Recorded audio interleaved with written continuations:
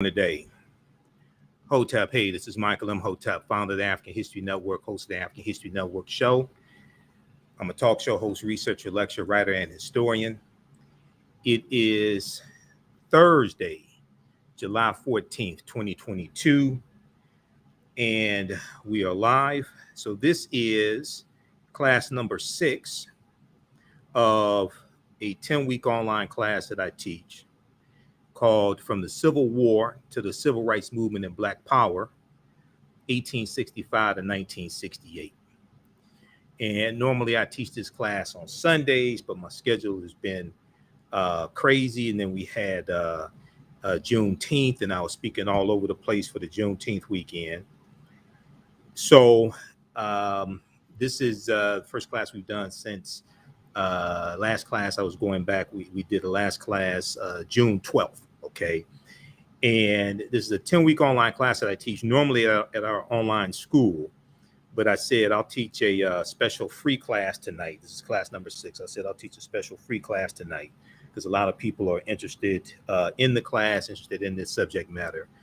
So I said I'll go ahead and do that. All right. So give us a thumbs up, give us a heart, give us a like on this broadcast. Share this broadcast on your social media platforms as well.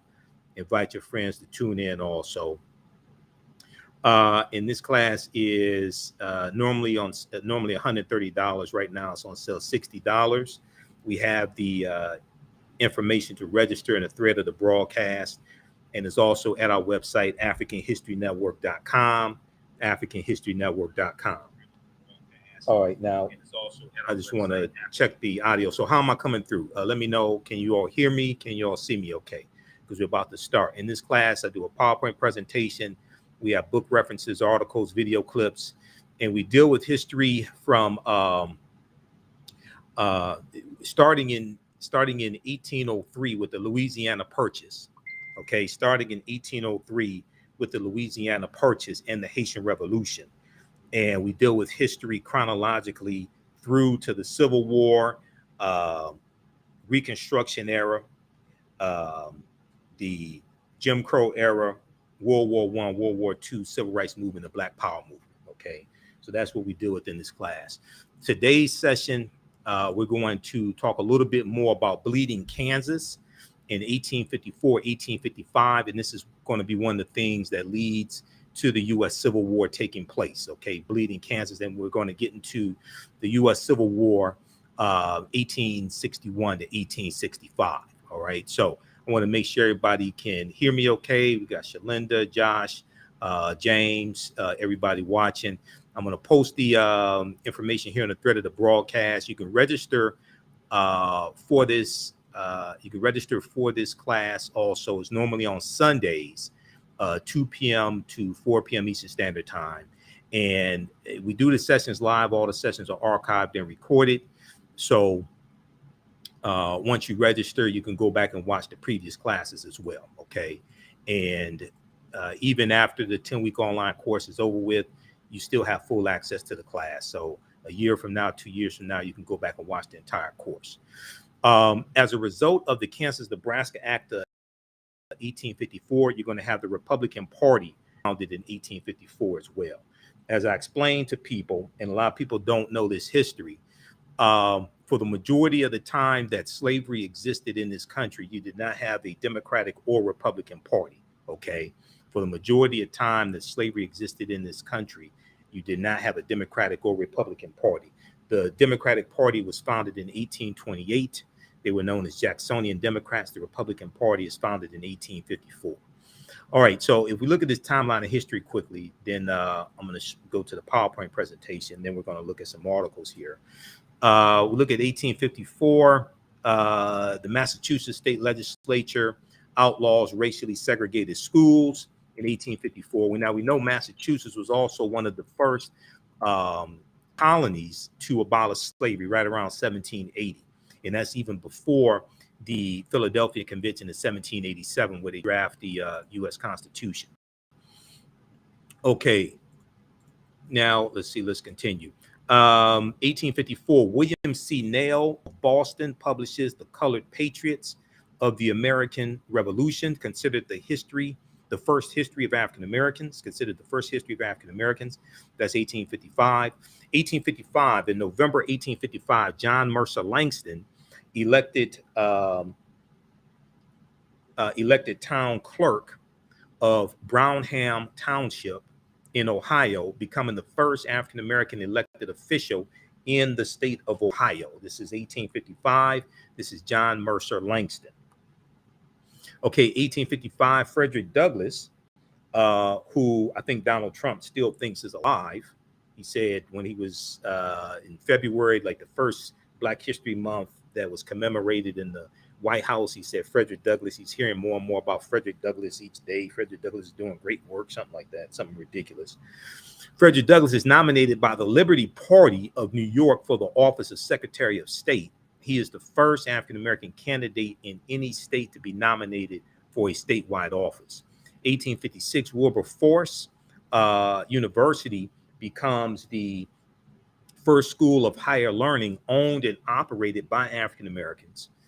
It is founded by the African Methodist Episcopal Church. Bishop Daniel L. Payne becomes the institution's first president. Okay, and we know that it's AME Church is going to be Richard Allen, who founds the AME Church, African Methodist Episcopal Church.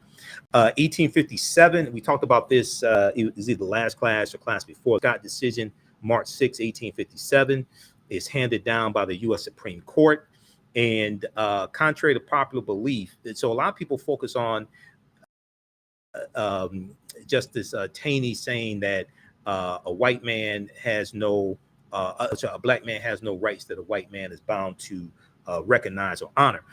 But probably the most important thing in that decision dealt with the Missouri Compromise of 1820. Okay, if we look at the Dred Scott decision very quickly here, it and just for those that don't know who are seeing this class for the first time, there are two binders that I teach from for this class. This is one of those binders. This is the first binder, okay, because we're dealing with history from 1803 with the Louisiana Purchase and the Haitian Revolution through 1968. So this is the type of information that I deal with in these classes. These are all articles that I deal with in this class, okay? And these are articles we show you here. So if you haven't taken this course before, this is your first time, you can register right now for this 10-week online course. And this time around, we'll probably do 11 or 12 sessions. And you can go back and watch the previous classes. Very quickly here, just for reference, if we look at this article here dealing with the Dred Scott decision, it's important to understand that the Supreme Court ruled that the Missouri Compromise of 1820 was unconstitutional.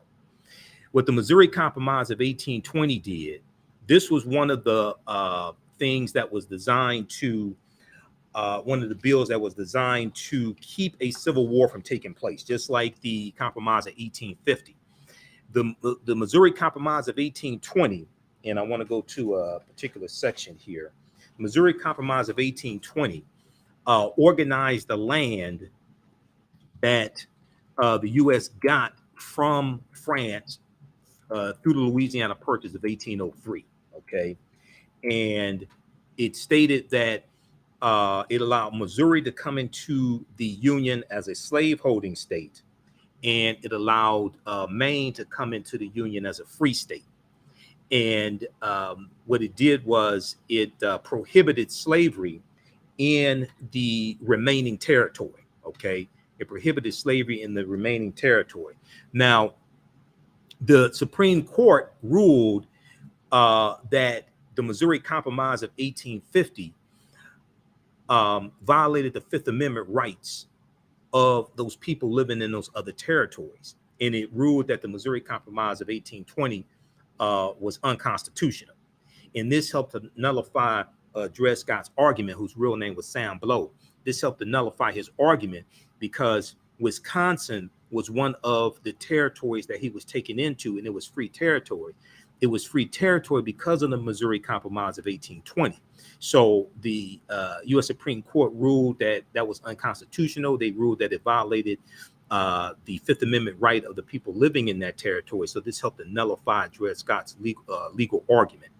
He did get his freedom some months after that decision. He and his family did get their freedom some months after that decision. But the decision also argued that the Missouri Compromise legislation passed to balance power between slave-holding states and non-slave states. Non-slave holding states was unconstitutional. Okay, this is what the U.S. Supreme Court ruled. So when a lot of people talk about the Dred Scott decision, they leave this out. This is something very important. In effect, this meant that Congress had no power to prevent the spread of slavery. This decision is going to be one of the things that escalates the abolitionist movement that brings us closer to the U.S. Civil War taking place. And we know the U.S. Civil War starts April 12, 1861 with the attack on Fort Sumter in South Carolina. Now, and let me just back up for a quick minute here. Chief Justice Roger Taney. Roger Taney was born in the Southern aristocracy and became the 5th Chief Justice of the United States Supreme Court. Taney became best known for writing the final majority opinion in Dred Scott versus Sandford, Sandford, Dred Scott versus Sandford, which said that all people of African descent, free or enslaved, were not United States citizens and therefore had no right to sue in federal court. In addition, he wrote that the Fifth Amendment to the U.S. Constitution, okay, which deals with due process of law, the Fifth Amendment protected slave owner rights because enslaved workers were their legal property. Now we know it's going to be the 14th Amendment of 1868, which changes that status of African Americans. It's going to be the 14th Amendment of 1868 that does this. Now the decision also argued that the Missouri Compromise legislation passed to balance the power between slave and non-slave holding states was unconstitutional. Okay, despite Taney's long tenure as a Supreme Court justice, people vilified him for his role in the Dred Scott versus Sandford decision.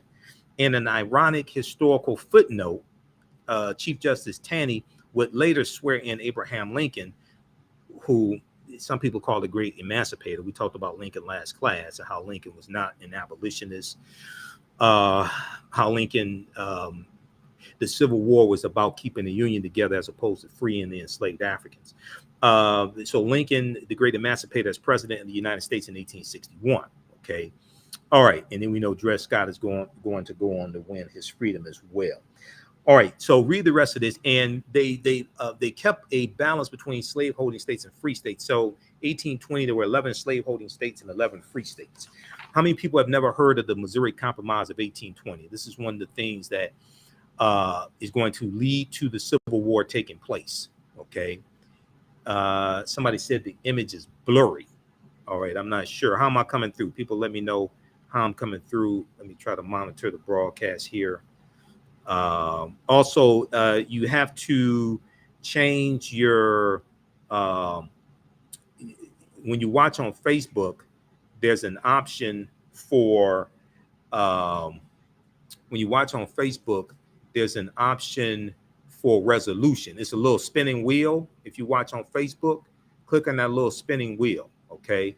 So if I go, just to show you quickly here, those watching, especially on Facebook and even YouTube, let me know how am I coming through. Can you hear me okay?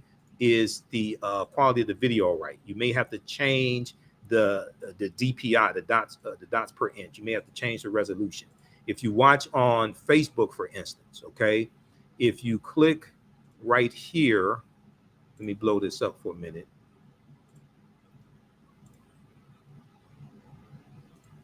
If you click right here, you may have to change and turn down the sound. If you click right here, the little spinning wheel says settings, you click on settings, okay, and then it shows you quality.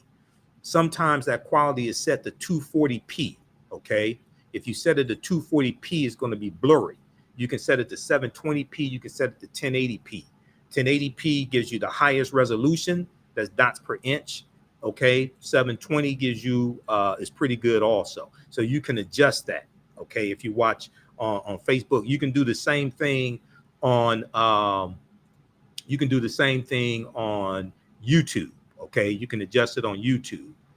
On YouTube, you go to, let's see here. Let's pull up YouTube, and on YouTube, it is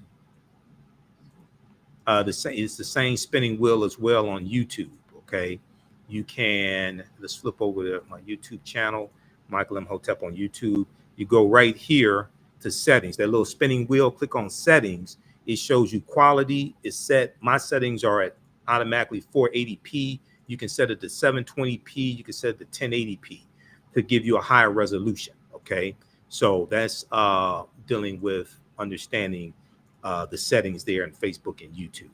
All right, let's continue here. So y'all can hear me? Okay, it's good. Let's continue. Share this broadcast on your social media platforms. Invite your friends to tune in, because this is part of a 10-week online class. That's a paid class. So usually I don't do this free on Facebook and YouTube. We have other stuff, ton of other stuff that's free, but this class is not there. All right, let's go back to, so that was just dealing briefly Dred Scott case.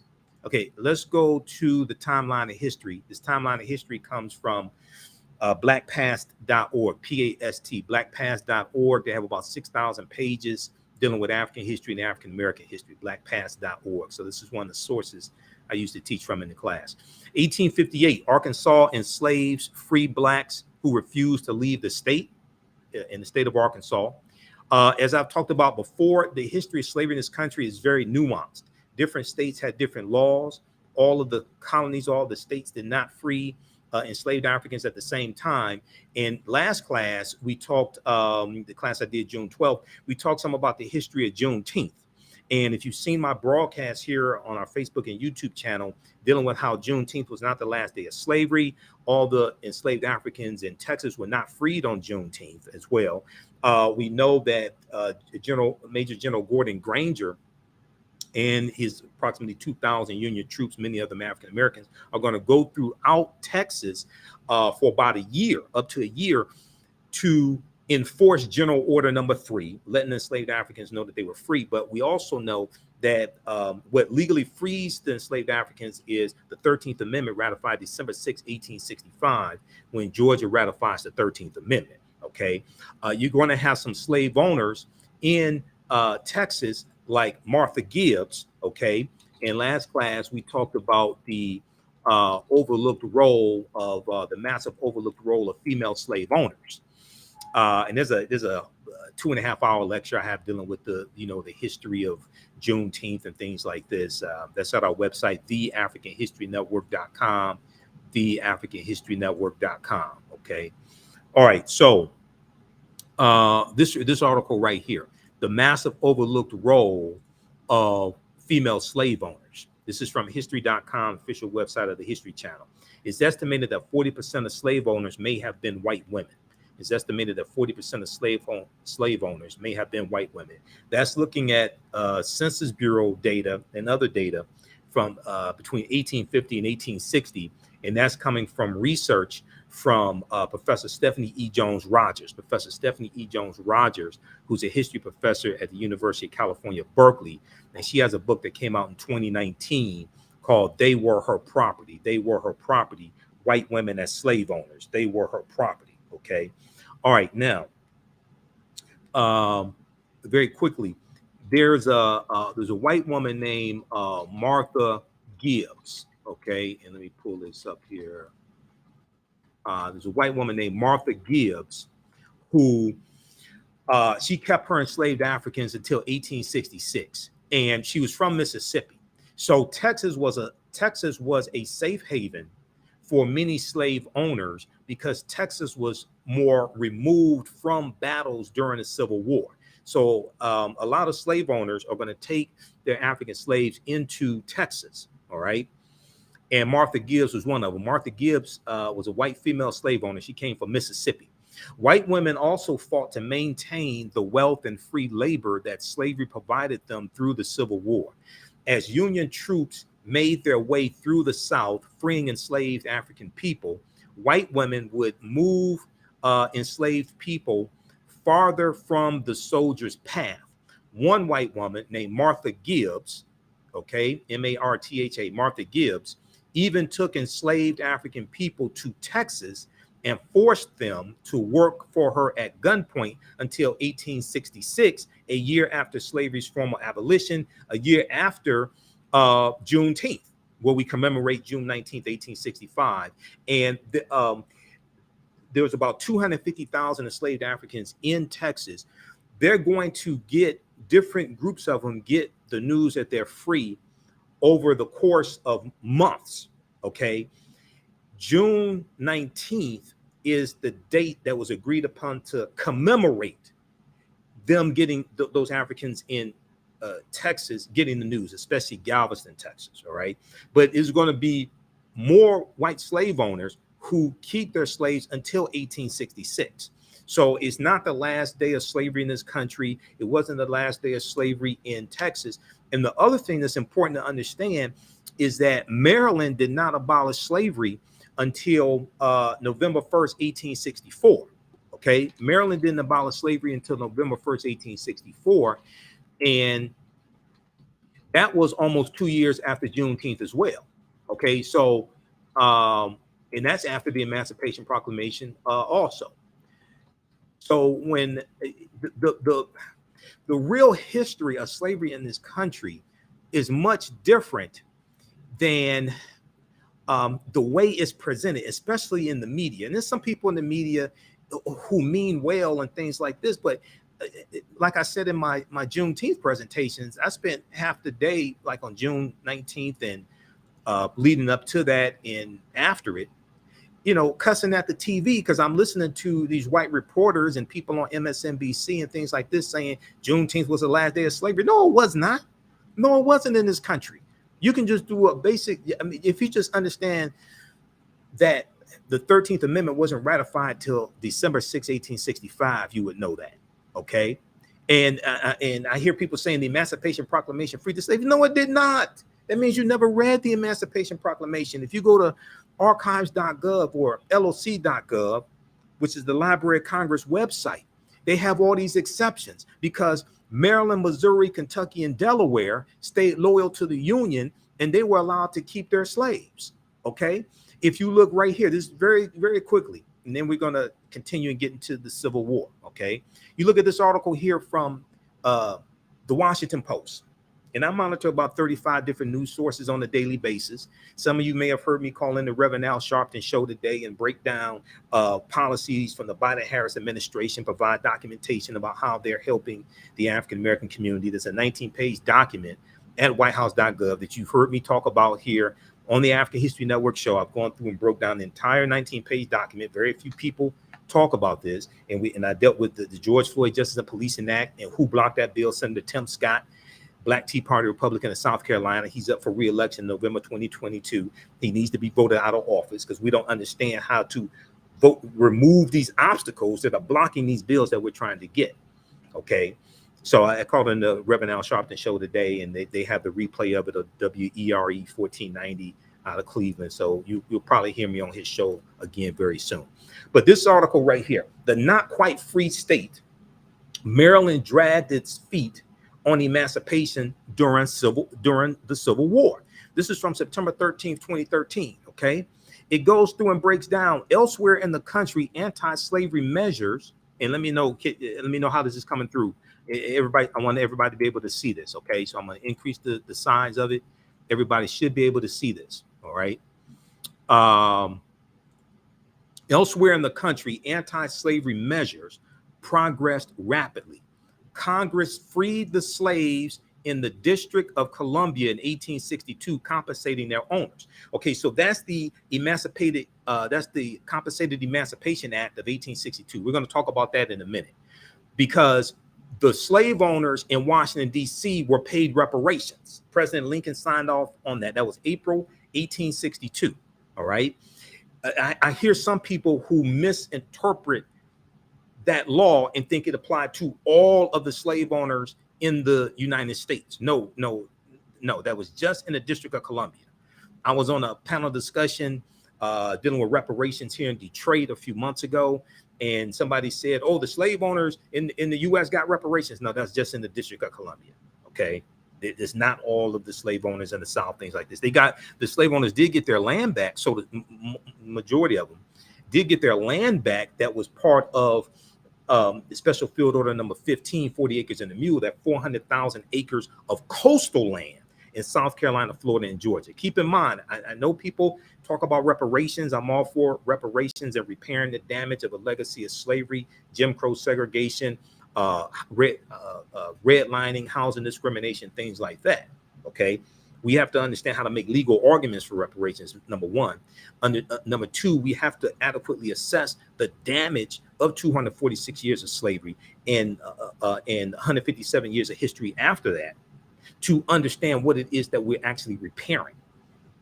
Just trying to get monetary compensation because our ancestors did not get paid for slavery does not adequately address the damage that was done and continues to be done by laws and policies that maldistribute wealth, power, and resources into the hands of Europeans. That's why the study that the California Reparations Task Force released a couple months ago, that 500-page study, that's why that is so powerful. That's why that's so important, because that really documents the damage that was done, not just in California, but across the country, and how African Americans are still being harmed. And it lays out these laws and policies that continue to do us harm. Those are laws and policies that have to be changed. Politics is the legal distribution of scarce wealth, power, and resources, and the writing of laws, statutes, ordinances, amendments, and treaties, their adoption, interpretation, and enforcement. Politics is not just voting. Voting is one aspect of politics. That's one part of politics, but it's part of a greater whole. So we have to understand leveraging our economics to enforce our political agenda. And you have got to change those laws and policies that are in place that continue to do us harm. Whether you talk about the racial wealth gap, whether you talk about African-American women making 62 cents or 63 cents on the dollar that the average white male makes, and it takes the average African-American woman 20 months to make the same amount of money that the average white male makes in 12 months. That's called Black Women's Equal Pay Day, which usually occurs sometime in August. Okay.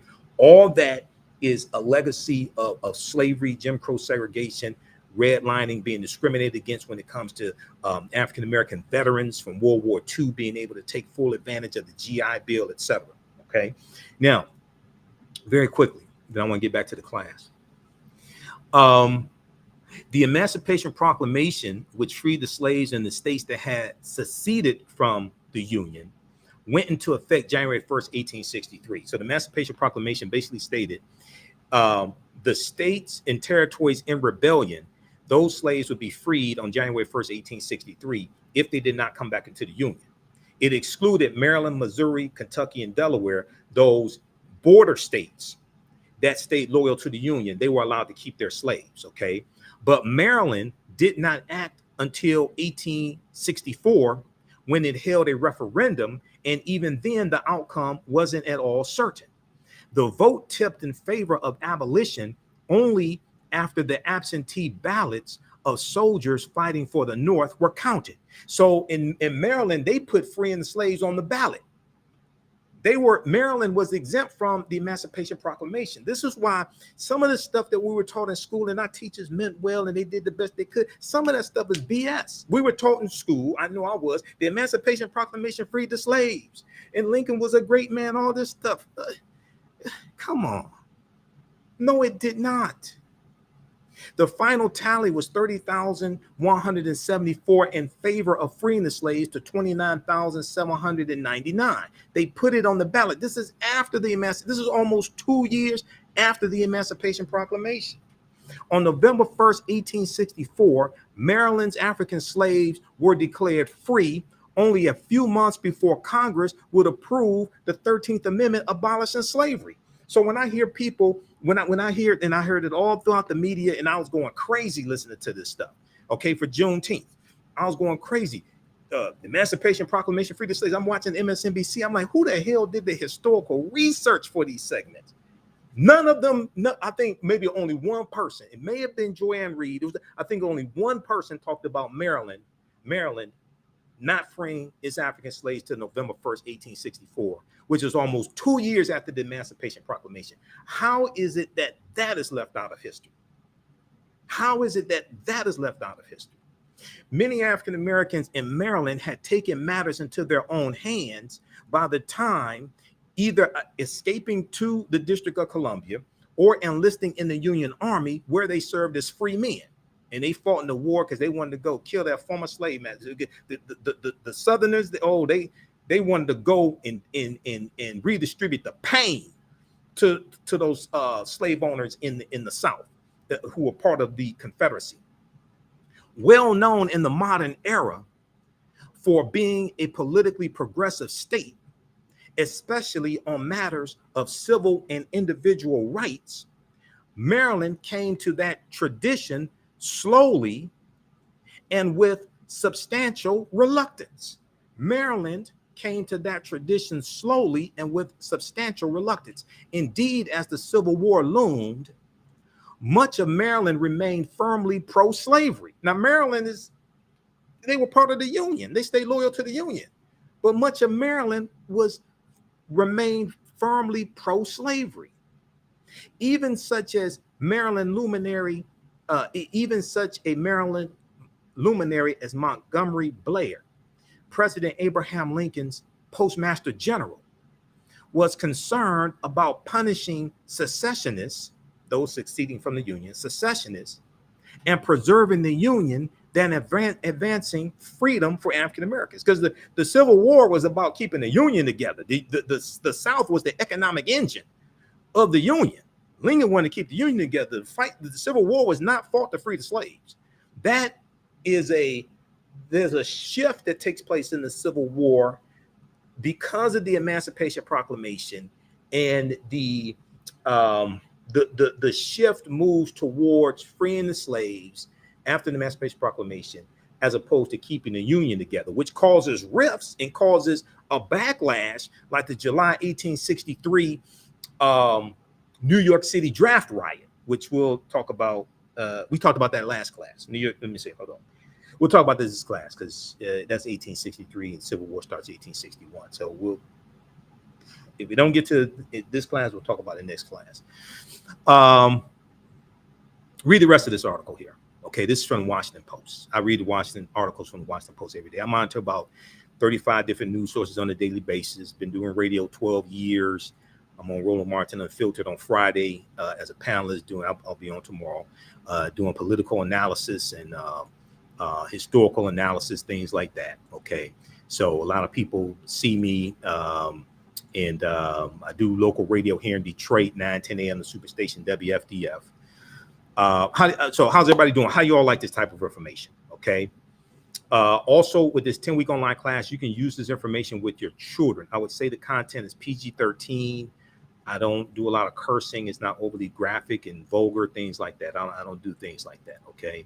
But if you register for this, you can use that registration with your family. Those living in your household, you can use that registration with your family. We have the information here in the thread of the broadcast to register for this full 10-week online class from the Civil War to the Civil Rights Movement and Black Power, 1865 and 1968. Okay, I want to go back to the timeline of history quickly, then I want to get to the Civil War. And if you need me to post the link again, I'll post the link again. It's also at our website, theafricanhistorynetwork.com. And we have a bundle pack where you can register for both classes that I teach, including my Saturday class. You can register for both classes for $100. Okay, on Saturdays, I teach I teach ancient Kemet, the Moors, and the Ma'afa, understanding the transatlantic slave trade, what they didn't teach you in school. That's normally on Saturdays, 2 p.m. to 4 p.m. Eastern Standard Time. So we have a class this Saturday from the ancient Kemet, the Moors, and the Ma'afa, understanding the transatlantic slave trade, what they didn't teach you in school. We deal with thousands of years of history and what leads up to the transatlantic slave trade taking place. We have a bundle pack where you can register for both classes for $100. That's basically about a $360 value. Okay. 1859, going back to the timeline of history, 1859, Harriet Wilson of Milford, New Hampshire, publishes Our Nig, or Sketches from the Life of a Free Black, the first novel by an African-American woman. This is Harriet Wilson of Milford, New Hampshire, 1859. The 1860 census. So this is the year right before the Civil War starts. The 1860 census. The U.S. population is 31.4 million people. There are 4.4 million African Americans. We were 14.1% of the U.S. population. This included 488,000 free African Americans. Okay, so a lot of times we'll talk about free African Americans during slavery, but we won't talk about the numbers. All right, so you're dealing with approximately 488,000 free African Americans in 1860. We know that the first census was taken in 1790. The census was created by the U.S. Constitution, okay? And the census is taken every 10 years. All right, now, November 6, 1860, okay? And I'm going to post the information here. You can register for the bundle pack. If you registered for this class and you want to register also for the Saturday class, you can email me at ahnshow@africanhistorynetwork.com or email me through the website, theafricanhistorynetwork.com. We'll get you into the Saturday class at a discount, okay? November 6, 1860. This is going to change the course of history. Abraham Lincoln is elected president. Now, the Republican Party is founded in 1854 as a backlash to the Kansas-Nebraska Act of 1854, which we'll talk about here in just a minute. Lincoln's running mate was Andrew Johnson from Tennessee, who was a Democrat, and he was a Democrat from Tennessee and a slave owner. And he brought on the Republicans brought on Johnson as Lincoln's running mate to balance the ticket, and they wanted to they wanted to address the fears of the southern states, the southern slaveholding states, that Lincoln was going to free the slaves, okay, because they want to keep the Union together. And once again, the Civil War was not fought to free the slaves. So Lincoln becomes president-elect November 6, 1860. And about 6 weeks later, on December 20th, 1860, South Carolina becomes the first state to secede from the Union. Okay. And they're going to be followed by a number of other states. And then we're going to see the Civil War is going to break out April 12, 1861. And where is my stuff on the Bleeding Kansas? I just had it. Hold on just a second here. I got a ton of information. This class, there are 2 binders of information that I teach from. Let me find Bleeding Kansas. Okay, I'll find it. That's Manifest Destiny. That's we also talk about the Mexican-American War in this class. This is extremely important to understand. We already dealt with that, Mexican-American War. I'm looking for, all right, I'll find it. Okay, so 1861, Congress passes the first Confiscation Act, which prevents Confederate slave owners from re-enslaving runaways. It prevents Confederate slave owners from re-enslaving runaways. Okay, the Confederate, first Confiscation Act. May 2nd, African American men in New Orleans organized the first Louisiana Native Guard of the Confederate Army. The first Louisiana Native Guard of the Confederate Army. In doing so, they create the first and only military unit of Black officers and enlisted men to pledge to fight for Southern independence. Okay, we know that basically Louisiana was the state that had the most number of Black slave owners also. Okay, which is part of history. A lot of people don't want to talk about for some reason. This history is complicated. It ain't as simple as you make it sound in YouTube videos and stuff like that. I'm trying to tell you this.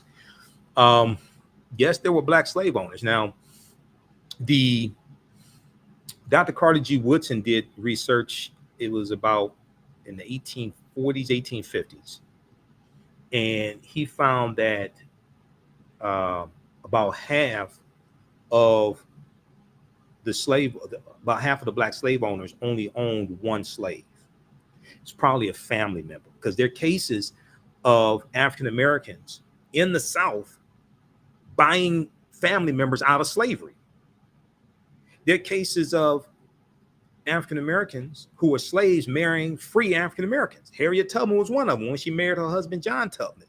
She was a slave in Maryland. He was free. This is a very nuanced history.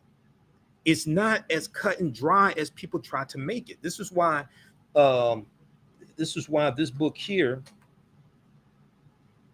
Before the Mayflower, is so important. It's a beat up copy. I got to get a new copy of Before the Mayflower, beat up, by Lerone Bennett Jr., because chapter 2 lays out a lot of the history of slavery evolving in this country. Because August 20th, 1619, when that White Lion pirate ship comes into Virginia, Point Comfort in Virginia, right? Codified slave laws don't exist in any of the 13 colonies. I know people like this, they like to start slavery in 1619 and say, oh, they were oppressing us since we got here and stuff like that. Well, pump your brakes, back up, slow down. First of all, when we deal with Dr. David Imhotep's book, The First Americans Were Africans, Documented Evidence, we know that African people, the Khoisan, this is not a Khoisan man, this is a brother who was in Brazil. We know the Khoisan, who have the oldest DNA on the planet, we know they're the ancestors to the Ainu and the Twa. They go all around the world. We know they were here in the land that we call the United States of America, in the South Carolina, Georgia area, going back at least 51,700 years ago. This is before Native Americans even come into existence. I did a lot with this in my first class, the Saturday class, Ancient Kemet, the Moors, and the Ma'afa, Understanding the Transatlantic Slave Trade, what they didn't teach you in school. So we have to have a greater understanding of history beyond 1619, okay? This was our land stolen from us. One of the names of this land that Native Americans used was Turtle Island. This was our land stolen from us, okay? If we understand, I was interviewed by Angela Matthews on Urban Interests, the Urban Information Network here in Detroit. She interviewed me for Juneteenth. And she was asking me one of the most important things of history, things like this that I've come across, etc. And I said that if African people, African Americans, understood that this was our land stolen from us, and we did not first come to this land conquered and shackled in chains by Europeans. Yes, the transatlantic slave trade happened, but we were here for tens of thousands of years before the transatlantic slave trade happened. If we understood that, and that this was our land stolen from us, we would have a fundamental shift in the consciousness, in the ideas, in the self-esteem of African Americans. We would have a fundamental shift in this. So Dr. David Imhotep's book, First Americans Were Africans, Documented Evidence, page 14, deals with a discovery in Allendale County, South Carolina in 2004 by Dr. Albert Goodyear, who's an archaeologist at the University of South Carolina. They found 13 different types of evidence fairly documenting an African presence in this country going back at least 51,700 years ago. This is before Native Americans come into existence. Native Americans are the offspring of the intermixing of Africans who were already here, like the Khoisan, and Asians who come to this land around 3000 BC. The Asians crossed the Bering Straits, and they intermix. Their offspring are who we call Native Americans. When you look at old pictures, old photographs of Native Americans, and I got one of my Native American books around here somewhere. What is that? This is this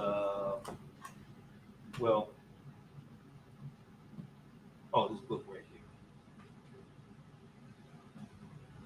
here. This is the one I want. This book right here.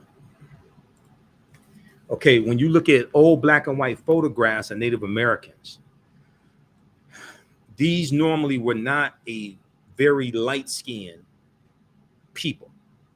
These were normally a darker skinned people, oftentimes high cheekbones, things like this. Chronology of Native Americans, the ultimate guide to North America's indigenous peoples. Okay, you look at old black and white photographs, all right, and then also you look at, you know, the description of some of them, things like that.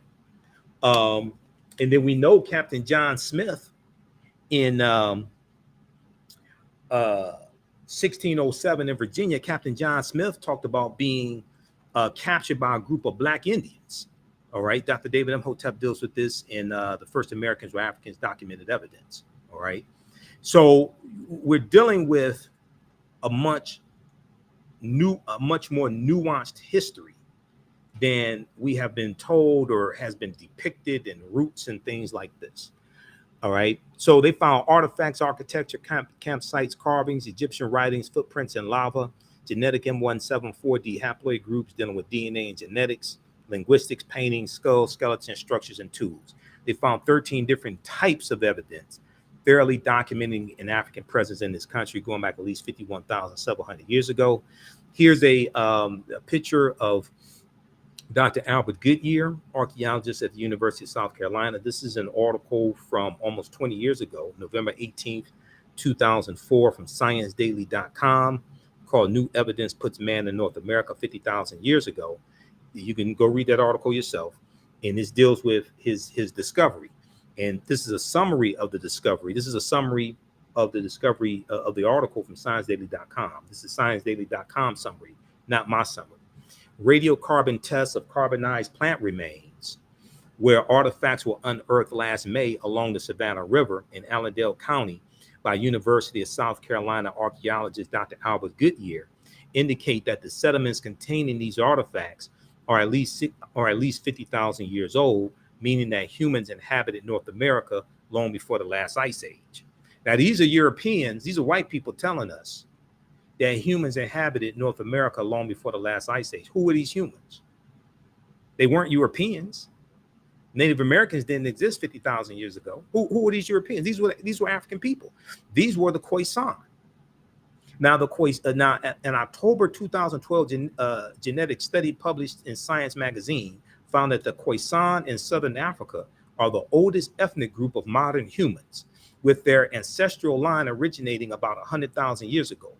The Khoisan, formerly called by the derogatory term Bushmen, are genetically unique, and no other currently known population had separated so early from our common modern human ancestor, according to the report. Now, here is a picture of two Khoisan women, two African sisters. The Khoisan live mainly in Southern Africa, in territory spanning Botswana, Namibia, Angola, Zambia, Zimbabwe, and South Africa.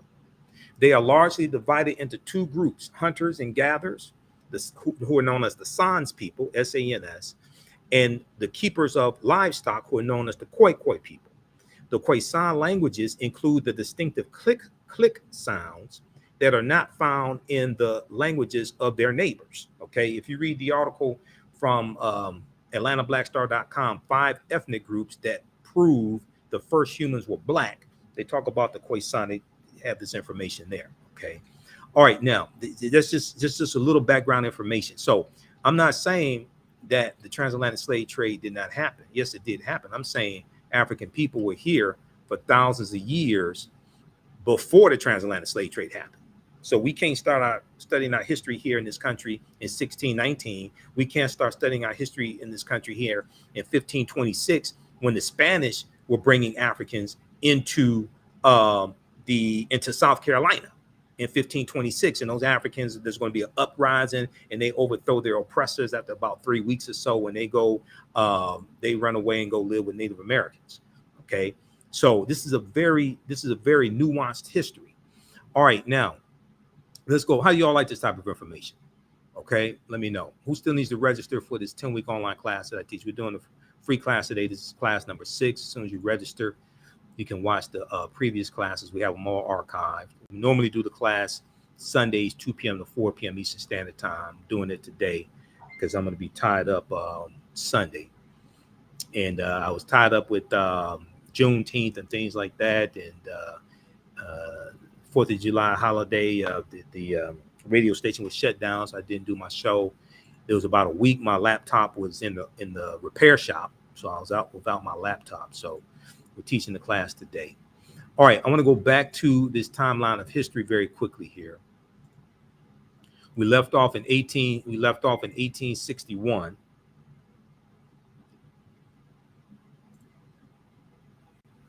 Okay, so 1861,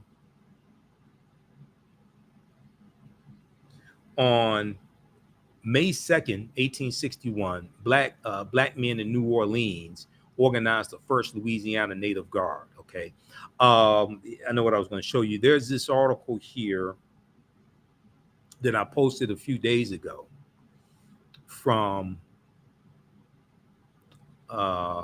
face-to-faceafrica.com. Face-to-faceafrica.com. That's one of the news sources that I monitor on a daily basis, and we post articles from face-to-faceafrica.com. It dealt with a black slave owner in Louisiana.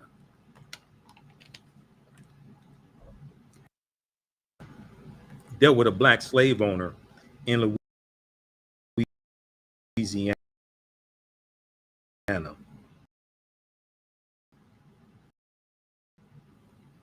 One of the richest men in all of the slavery, even richer than his white neighbors. This is why this history is so nuanced. So, you know, probably about half of the black slave owners, they bought family members out of slavery. Then you had others, treacherous, you know, who we call traders, things like this. But still, the majority of slave owners in this country were not African Americans. The majority of slave owners were going to be white people. You had some Native American nations that owned African slaves. The Choctaw, Chickasaw, Creek, Cherokee, and Seminole Indians were the biggest Native American slave owners. All 566 federally recognized tribal nations did not own African slaves, but the Choctaw, Chickasaw, Creek, Cherokee, and Seminole Indians were known for this. Okay, I just want to make sure I'm still coming through okay on the broadcast. I want to make sure I'm coming through all right. Y'all can hear me okay. This article right here, let me close some of these ads out. This is what I was talking about. This is from July 5th, 2022, from face-to-faceafrica.com. This black man was one of the richest men in all of the South during slavery, even richer than his white neighbors. Even richer than his white neighbors. Now, just because they were black slave owners does not mean that African Americans should not get reparations to repair the damage of slavery. Okay, so don't even try to use that. That's ridiculous. And they were operating based upon laws that white people set up. Let me zoom in on this here. So his name was Antoine Duplessis. Okay. In one of his biographies, he was described as a true Southern gentleman, smart, well-dressed, and debonair, a black slave owner who became a Republican politician. Antoine Duplessis saved Louisiana from bankruptcy. Antoine Duplessis saved Louisiana from bankruptcy. Let's increase the font size here. Let me zoom in. He was the only black in the South to hold the office of state treasurer for more than one term. Antoine Duplessis was one of only two, was also one of only two to serve as state treasurer during Southern Reconstruction. Before making history in Louisiana politics, Antoine Duplessis was among some of the biggest black slave owners who are rarely discussed today, but changed the course of American history.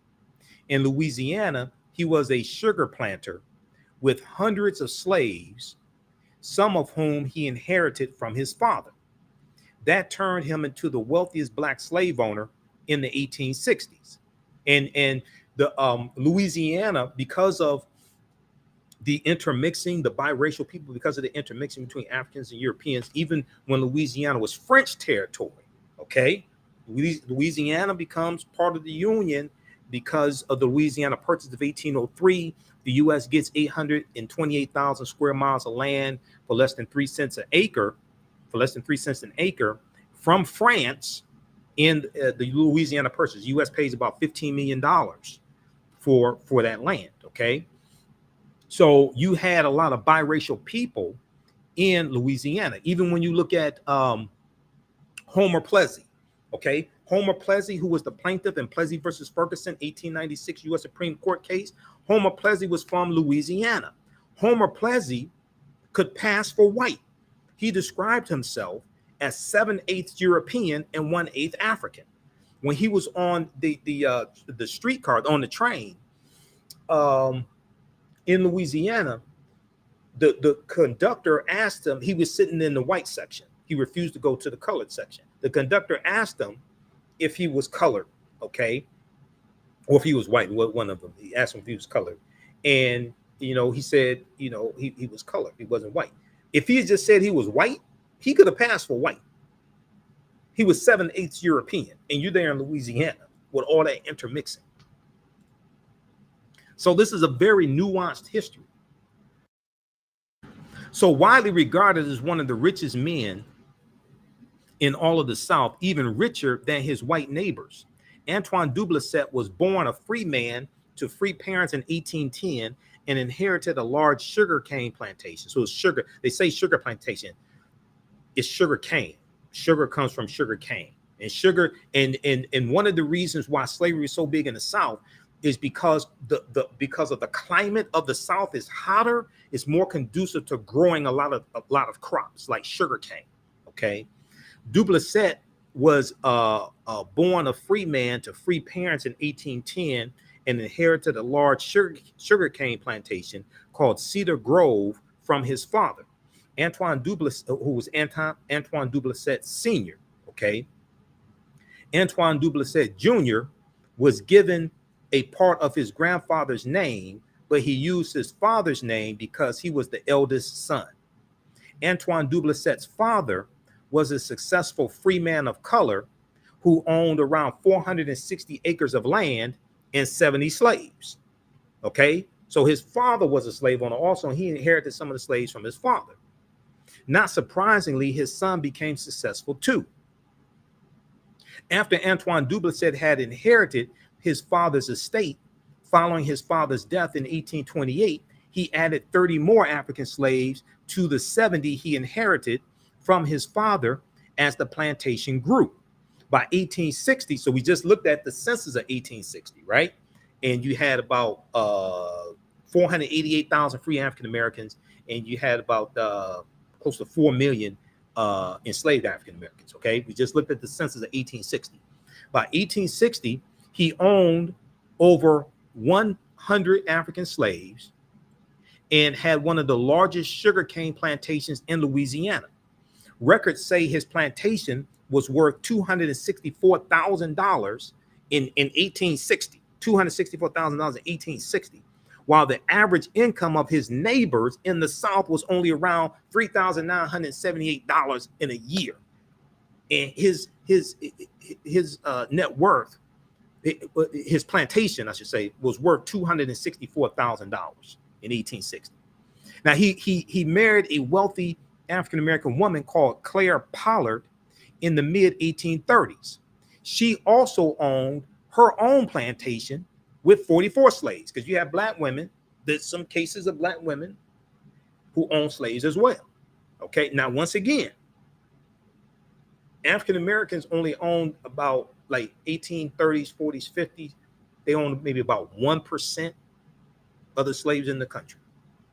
The other, then you had Native Americans that owned some. So close to 98, 99%, close to 98% of the slaves in the country still owned by white people. Okay. And for African Americans, about half of for African American slave owners, about half of the African American slave owners owned one slave. That's coming from the research from Dr. Carter G. Woodson, because they were buying family members out of slavery. They may have lived in the South, okay, but they bought family members out of slavery. Now, Antoine Duplessis Jr. managed both plantations, his and his wife's plantation, and that helped to grow his wealth in the 1860s, becoming Louisiana's wealthiest slaveholder. Okay, in the 1860s, Louisiana's wealthiest slaveholder. At the time his wife died, he was Louisiana's wealthiest slaveholder. Later, the Civil War destroyed much of the South and the plantation industry, compelling Antoine Duplessis to enter into politics. All right. Now, okay, he was elected state treasurer of Louisiana, 1868, re-elected 1870, 1874. Battle of Liberty, the League against the White League. Oh, okay, right here. Antoine Duplessis had to overcome certain hurdles to make it in politics. According to one account, Antoine Duplessis Jr. was the only office holder who survived the Battle of Liberty Place in September 1874. Now, there's another riot that we talk about in the class during Reconstruction era, the Vicksburg Massacre of 1874. That's in Vicksburg, Mississippi. That dealt with politics. A lot of these riots and rebellions that we're going to see involve politics. Opelousas Massacre, 1868, Clinton, Mississippi Massacre, 1875, Eufaula Massacre, 1874, Eufaula, Alabama, Vicksburg Massacre, 1874. All that's dealing with politics, political parties, and trying to intimidate African Americans to keep us from voting. Okay, all that is surrounding politics. Battle of Liberty Place in September 1874, and this was an attempted insurrection, and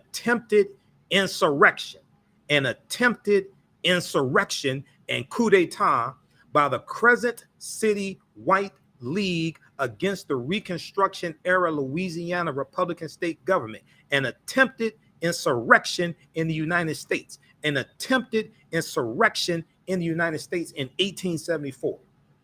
Their descendants had an attempted insurrection of the United States government, January 6, 2021, incited by Benedict Donald, the traitor-in-chief. An attempted insurrection and coup d'etat by the Crescent City White League against the Reconstruction Era Louisiana Republican state government. And it's going to be the White League that have they're involved in the Eufaula riot of 1874 in Alabama. That's the way. It wasn't just the Ku Klux Klan. It's the White League. It's the red shirts. It's the Klan. It's other domestic terrorist organizations. Today, they're the Proud Boys. Today, they're the Oath Keepers, the Three Percenters, things like this, who are a paramilitary arm, either officially or ostensibly, unofficially, of the Republican Party. You had a paramilitary arm of the white nationalist, white supremacist Democratic Party back during Reconstruction. And the White League was part of that. The Ku Klux Klan was part of that. Today, is flipped, and it's the Republican Party that has that paramilitary white nationalist, white supremacist organizations. And this is what the January 6th committee hearings are exposing. This is why you got to understand this history, because this history is repeating itself. If it ain't repeating, it's definitely rhyming. Everybody all right? How y'all like this type of information? Everybody okay? Y'all learning anything? Let's continue. So Antoine Duplessis II, the son, Jr., also had to overcome impeachment in 1876. By the following year, he had retired from politics. At the time of his death, on December 18th, 1887, he was one of the South's richest men. He had 12 children in all, 9 from his first wife and 3 from his second wife. His interesting story as an African-American who acquired wealth during slavery as a black slave owner should always be told. This history should always be told. Most slave owners were thought to be mostly wealthy white individuals, but historical accounts have shown that African slaves were also largely owned by black people or people of color. In 1830, 3,775 freed former slaves owned 12,100 slaves, writes historian Dr. Carter G. Woodson. So 1830, you get about 3,775 slave owners, black slave owners, who owned 12,100 slaves, okay? And about half of the slaves they owned were family members who they were buying out of slavery. There's an article from Dr. Henry Lewis, Skip the Truth Gates. And that's what one of my teachers, Dr. Leonard Jeffries, calls him, because oftentimes Dr. Gates skips over the truth. Gates does do some good research. I've read 2 of his books. He does do some good research. But he has a very, very important article. And I've read a number of articles, dozens of articles he used to write for the root.com. There was an article that he wrote for the Root called the Black People Own Slaves. This is from March 4th, 2013. Now, once again, this does not mean that we are not owed reparations. This means that our history is much more nuanced and is much deeper than we think. The Black People Own Slaves, March 4th, 2013. So this is just a sample of the type of information we deal with in this class. This is class number 6 from the Civil War to the Civil Rights Movement and Black Power, 1865 to 1968. Normally we do this at our online class. It's not on Facebook or YouTube, but today's class, since it's during the week, normally I do this on Sundays, 2 p.m. to 4 p.m. But I said, we'll just make this a free class. We'll do this on Facebook and YouTube and talk to some people today. But he references Dr. Carter G. Woodson. You can read the full article. I don't have time to go through all of it. The answer to these questions are complex, and historians have been arguing from some time over whether free blacks purchased family members as slaves in order to protect them, motivated on the one hand by benevolence and philanthropy, as Dr. Carter G. Woodson, who co-founded the Association for the Study of Negro Life and History, September 9th, 1915. And we know in 1926, he creates Negro History Week, which in 1976 becomes Black History Month, right? That Dr. Carter G. Woodson. As historian Dr. Carter G. Woodson put it, or whether on the other hand, they purchased other Black people, quote, as an act of exploitation, end quote, primarily to exploit their free labor for profit, just as white slave owners did. The evidence shows that unfortunately both things are true. The evidence shows that unfortunately both things are true, which is why, and I'm a historian, this is why I explain to people our history is not as cut and dry or as black and white, so to speak, as oftentimes people think it is. The great African-American historian John Hope Franklin, who was from Tulsa, Oklahoma, states this clearly. The majority of the Negro owners of slaves had some personal interest in their property. The majority of the Negro owners of slaves had some personal interest in their property. But he admits there were instances, however, in which free Negroes had a real economic interest in the institution of slavery and held African slaves in order to improve their economic status, end quote. In a fascinating essay reviewing this controversy, R. Halliburton shows that free Black people have owned slaves in each of the 13 original states, and later in every state that countenanced slavery, at least since Anthony Johnson and his wife Mary went to court in Virginia in 1654 to obtain the services of their indentured servant, a Black man named John Castor, for life. 1854, Anthony Johnson. And when you read the chapter 2 Before the Mayflower about Lerone Bennett Jr., you see that by the time Anthony Johnson dies, the laws have been rewritten in Virginia, in the colony of Virginia. Laws have been rewritten, and he by the time he dies, his family's going to lose their land and all that stuff. Okay, the laws have been rewritten, and for a time, free black people could even own the services of white indentured servants in Virginia as well. That's absolutely correct. And the Rome Bennett Jr. deals with this in chapter 2, because you had black slave owners who owned black slaves and white indentured servants also. Free African Americans owned slaves in Boston by 1724 and in Connecticut by 1783. By 1790, 48 black people in Maryland owned 43 slaves. Okay, by 1790, 48 black people in Maryland owned 143 slaves.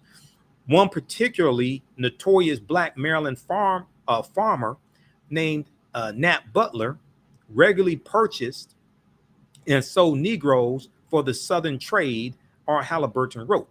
Now,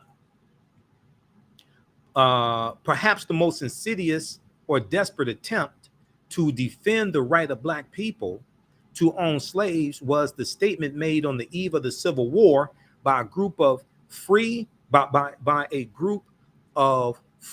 people of color in New Orleans, which is in Louisiana, which goes back to my point of what I was talking about, because the largest number of black slave owners in the country were in Louisiana, like Antoine Duplessis Jr.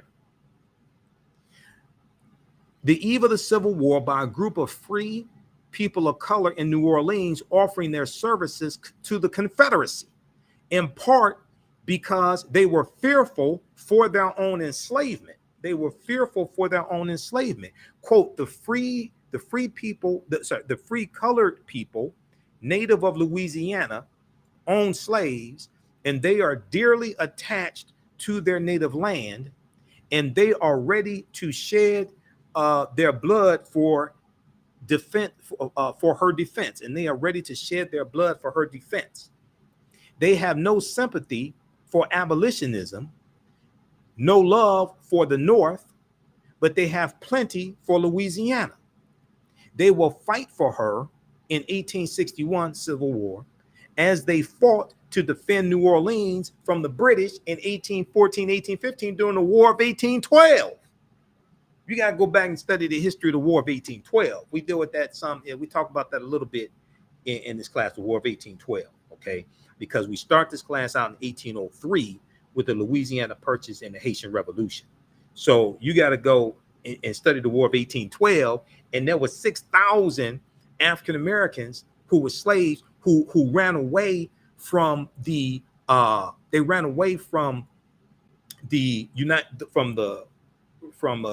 the states to the British side to fight for the British, because the British said, if you come fight for us, then we'll free you after the War of 1812 is over with. War of 1812 to by 1814. Okay, they said, if you come fight for us, we'll free you after the war is over with. And they're going to take some of them. They go into some of the freed Africans. They go into Nova Scotia, Canada.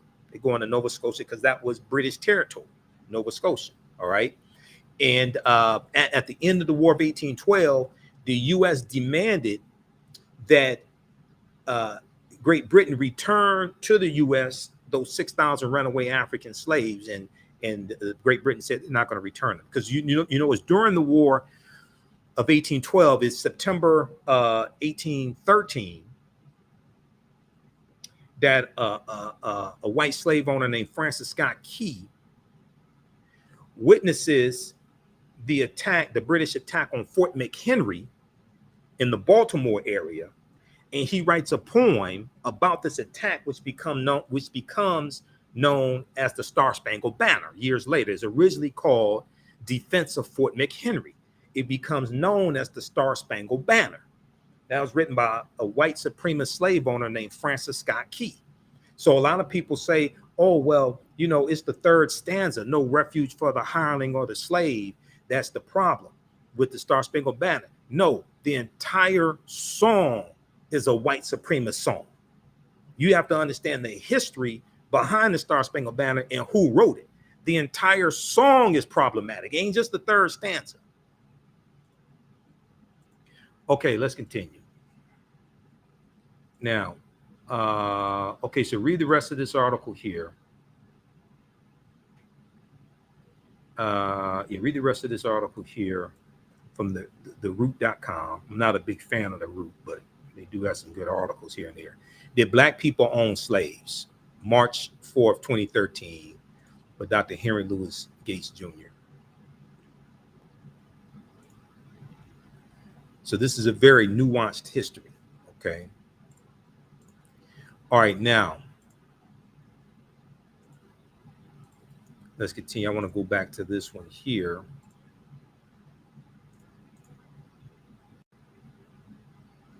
Oh, and read this article here on Antoine Dublesset II, or Jr.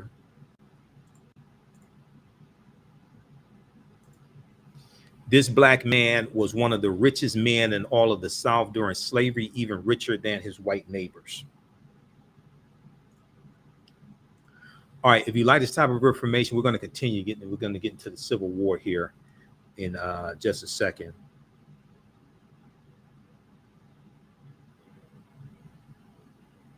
If you like this type of information, you can register for this 10-week online history class from the Civil War to the Civil Rights Movement and Black Power, 1865 to 1968. And we have the information on the homepage of our website, AfricanHistoryNetwork.com. We have a bundle pack where you can register for both classes for only $100. That's a $360 value.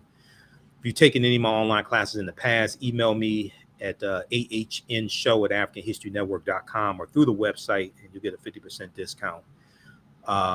So this class is on sale, $60, regularly $130. We have a bundle pack where you get both classes, including my Saturday class, which is Ancient Kemet, the Moors, and the Ma'afa, Understanding the Transatlantic Slave Trade, what they didn't teach you in school. You get both classes for $100. So we do the sessions live. All the sessions are archived and recorded. You can go back and watch it anytime.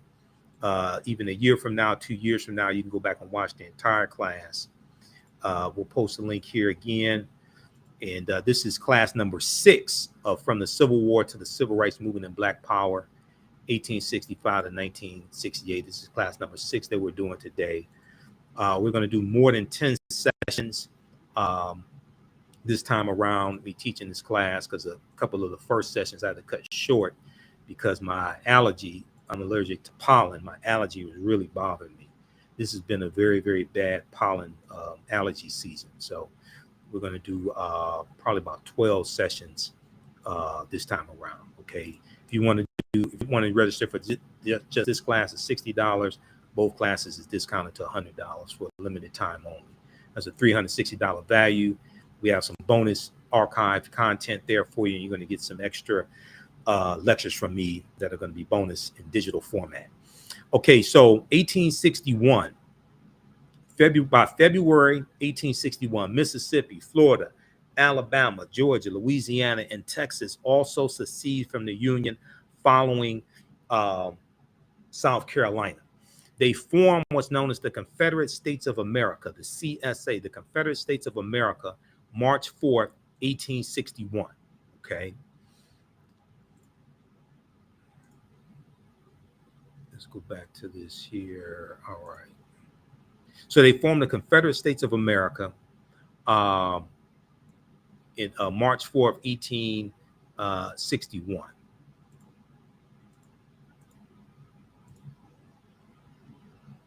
Now, after the firing on Fort Sumter near Charleston, South Carolina, April 12, 1861, this is going to start the Civil War, the attack on Fort Sumter. Virginia, Arkansas, Tennessee, and North Carolina are going to join the Confederate States of America as well.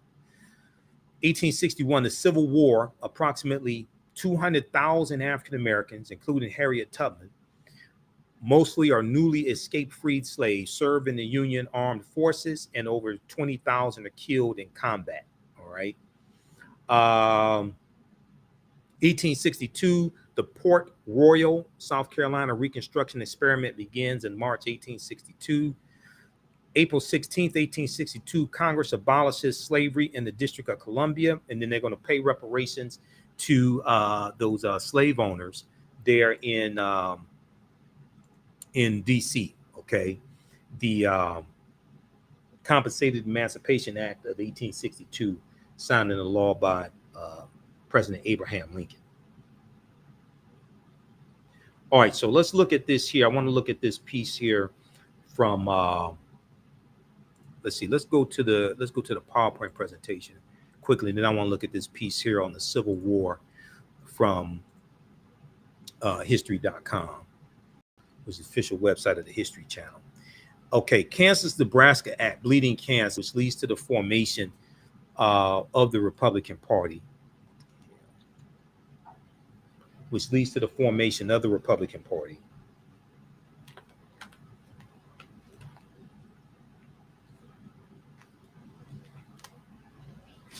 Let's look at this here. Bleeding Kansas.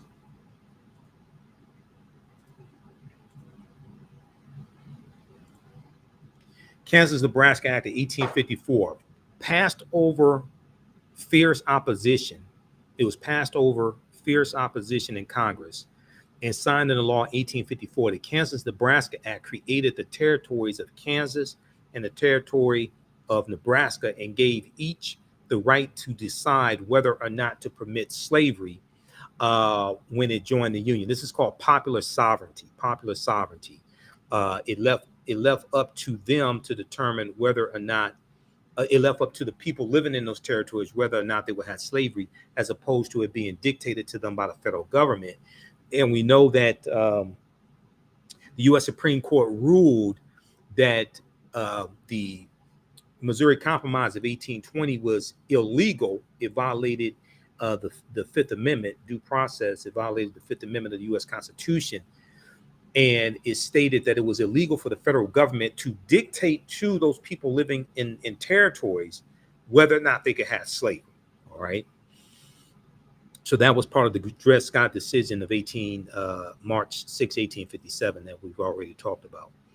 So the Kansas-Nebraska Act created the territories of Kansas and Nebraska and gave each the right to decide whether or not to permit slavery when it joined the Union.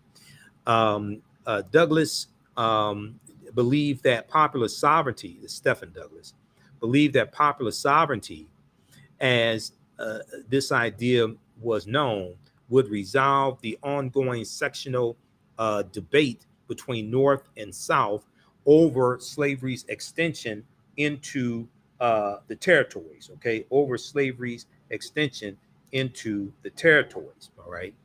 Okay, so this is this is an excerpt of the article Bleeding Kansas from history.com.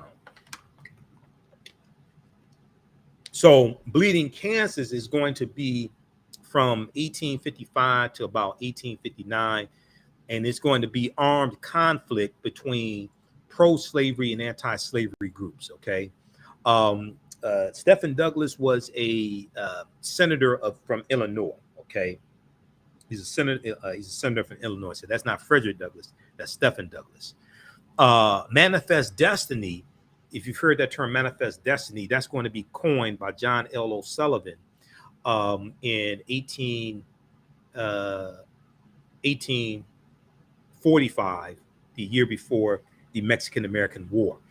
Manifest Destiny in U.S. history, the supposed inevitability of the continued territorial expansion of the boundaries of the United States westward to the Pacific and beyond.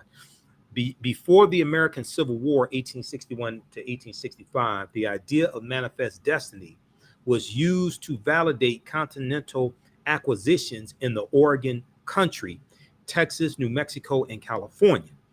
The purchase of Alaska after the Civil War, which ends with all practical purposes, ends April 1865. But as we get deeper into the class, we're going to find out that the Civil War does not officially come to an end until August 1866, because April 9th, 1865, even though General Robert E. Lee surrenders to General Ulysses S. Grant at Appomattox Courthouse.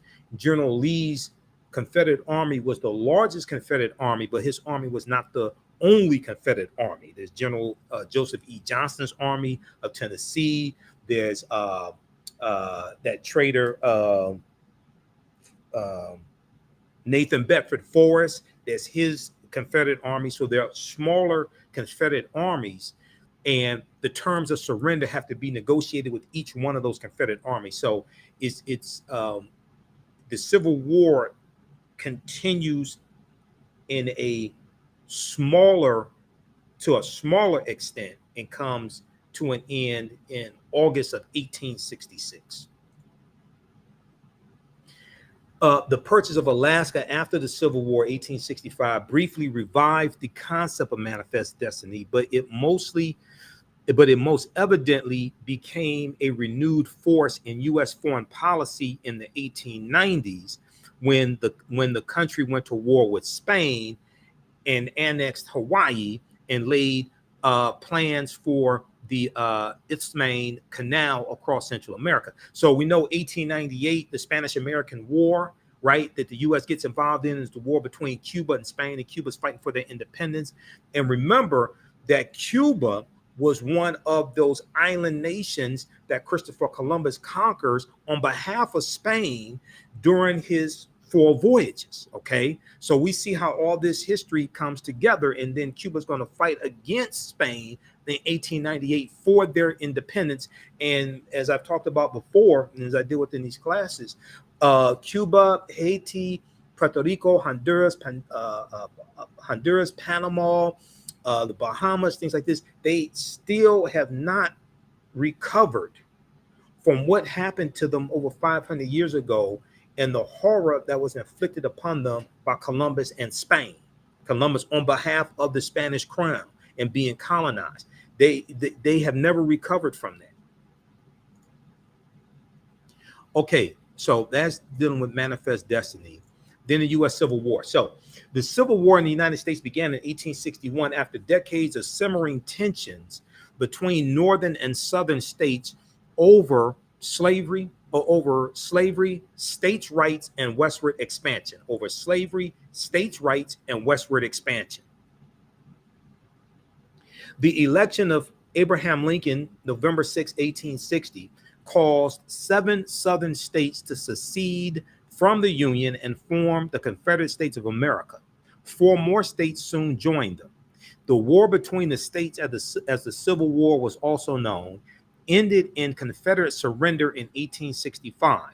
The conflict was the costliest and deadliest war ever fought on American soil, with some 620,000 of the 2.4 million soldiers killed. There was 620,000 approximately soldiers killed during the U.S. Civil War. Millions more injured, and much of the South left in ruin. Okay, so let's look at this piece here from history.com, official website of the History Channel. This article is the Civil War. Let's pull this up here.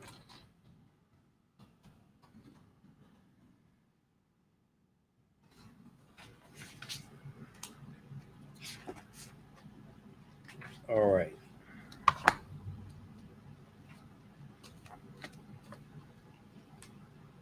Let's look at this piece here from history.com. And also, okay, we'll talk about that later, because that deals with Reconstruction. Where is it? Okay, this piece here, Civil War, from history.com. Let's bring up this article.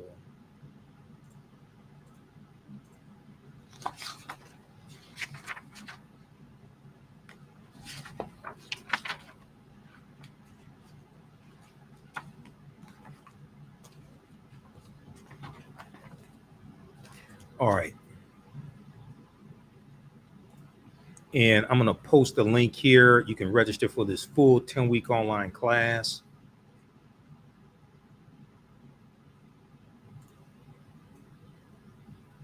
from the Civil War to the Civil Rights Movement and Black Power, 1865 to 1968.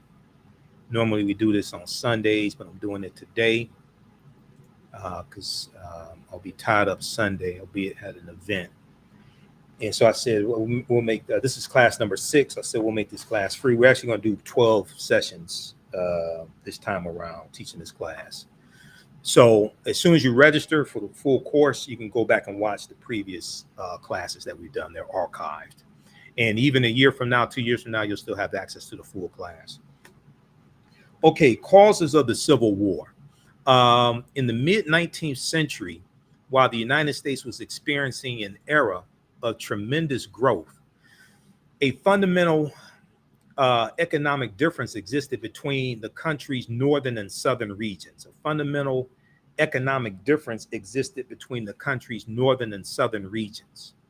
In the North, manufacturing and industry was well established, and agriculture was mostly limited to small-scale farms, while the South's economy was based on a system of large-scale farming. Okay, take a look at this here. I'll be right back. Read that. I'll be right back. Just a minute.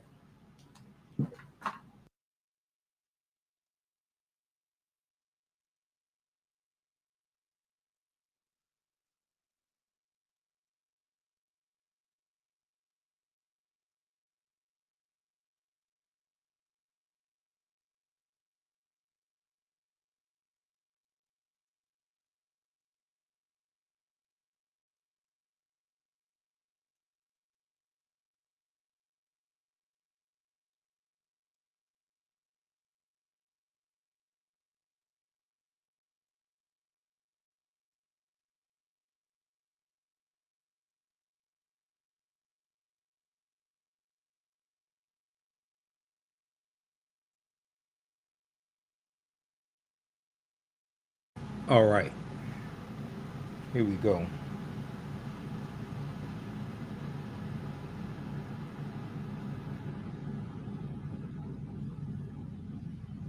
Okay, let's continue.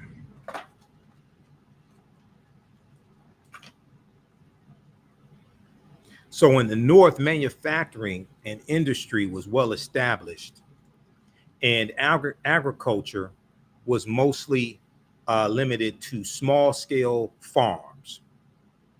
Agriculture was mostly limited to small scale farms, while the South's economy was based on a system of large scale farming that depended on the labor of Black enslaved people to grow certain crops, especially cotton and tobacco.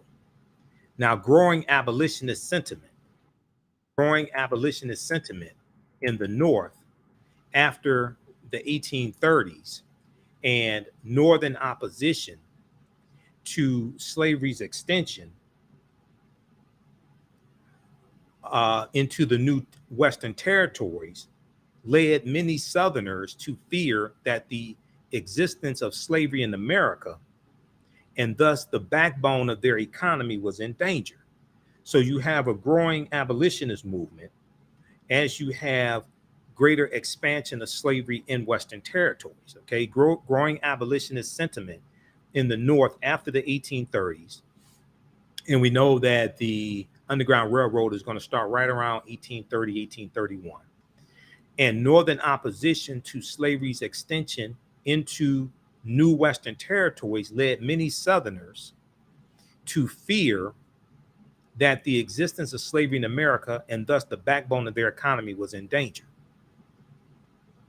In 1854, the U.S. Congress passed the Kansas-Nebraska Act, which we just talked about, which essentially opened all new territories to slavery by asserting the rule of popular sovereignty, which I just mentioned a few minutes ago, popular sovereignty over congressional edict.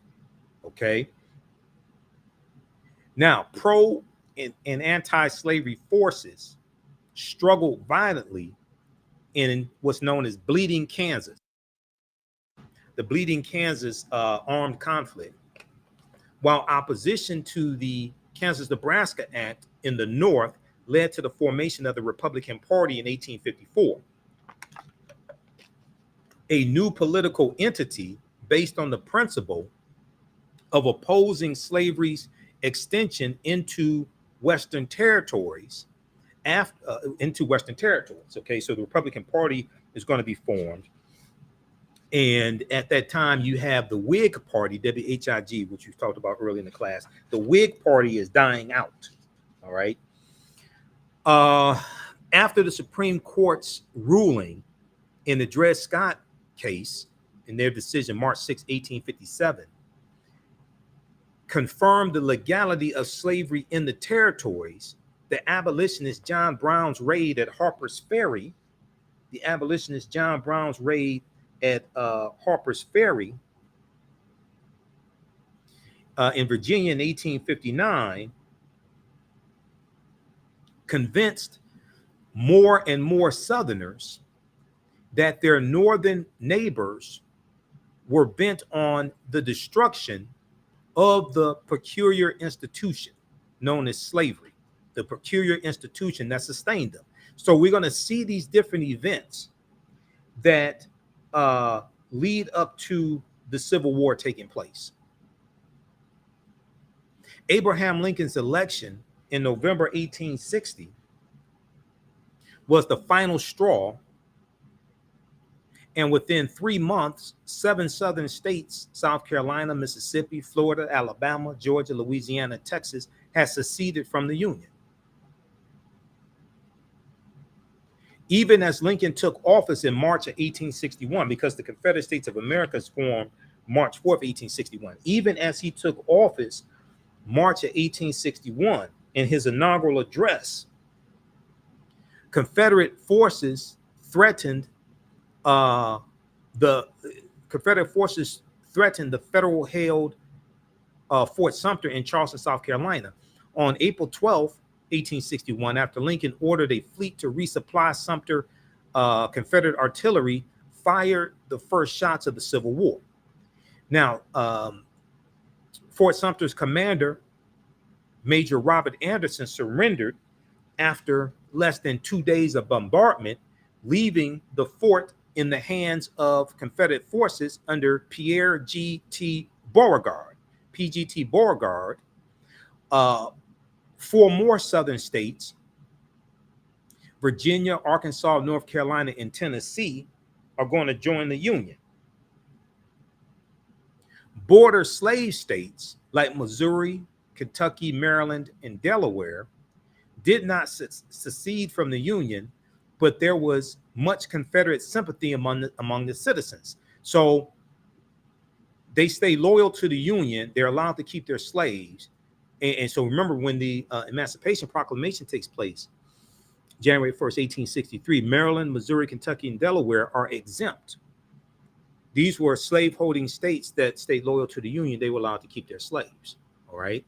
And these states there were a lot of Confederate sympathizers among the citizens of those border states also.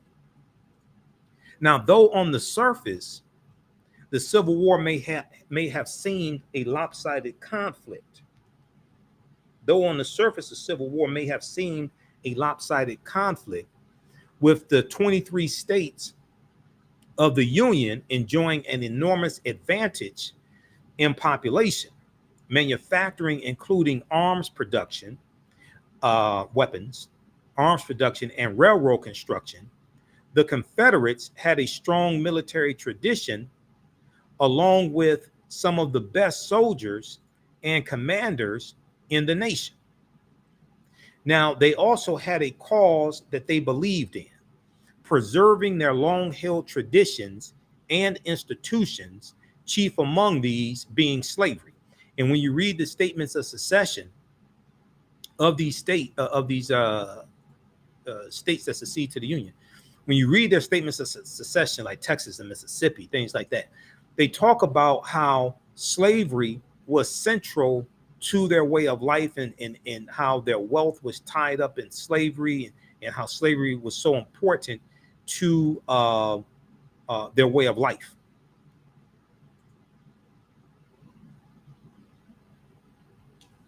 Now, in the first in the first battle of Bull Run, the first battle of Bull Run, known in the South as First Manassas, on July 21st, 1861, 35,000 Confederate soldiers under the command of Thomas Jonathan Stonewall Jackson forced a great number of Union forces or Federals to retreat towards Washington, D.C., dashing any hopes of a quick Union victory and leading President Abraham Lincoln to call for 500,000 more recruits. Call for 500,000 more recruits. In fact, both sides' initial call for troops had to be widened after it became clear that the war would not be a limited or short conflict. Now, if we look at 1862 in Virginia, George B. McClellan, who replaced the aging General Winfield Scott as supreme commander of the Union Army after the first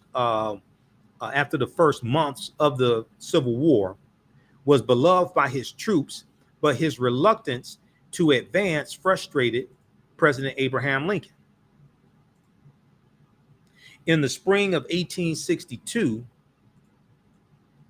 General George B.